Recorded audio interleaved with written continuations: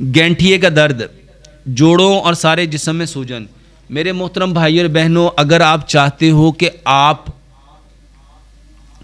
یہ جتنے پینز ہیں، اور خاص طور پہ یہ جو گاؤٹ ہے جس کو گینٹھیا کہتے ہیں، جس میں چھوٹے چھوٹے پینز سویل ہو جاتے ہیں، ہڈیاں ٹیڑھی ہو جاتی ہیں، اور ڈاکٹروں کے پاس اس کا کوئی علاج نہیں ہے سوائے اسٹیرائڈ کے، وہ ڈیلٹا کارڈیل کے علاوہ کچھ دے ہی نہیں سکتے، کیونکہ ان کے پاس اور کچھ ہے ہی نہیں۔ یا وہ پین کلر دیں گے، اور وہ پین کلر کیا کرے گا؟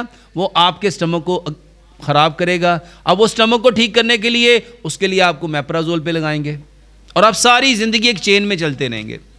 میرے محترم بھائی اور بہنوں، اگر آپ دردوں سے نجات چاہتے ہو تو پانی کو گھونٹ گھونٹ کر کے پیو، پانی کو گھونٹ گھونٹ کر کے پیو، پانی کو چوس چوس کے پیو۔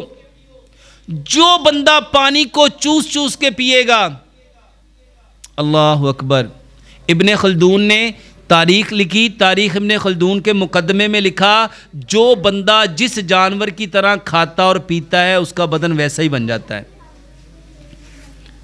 امام ابن قیم نے اپنی کتاب زاد المعاد میں لکھا، جو پانی کو گٹ گٹ کر کے پیے گا وہ اپنے بدن کو بیماریوں سے بھر لے گا، اور جو پانی کو چوس چوس کے پیے گا وہ اپنے بدن سے بیماریوں کو بہا لے جائے گا۔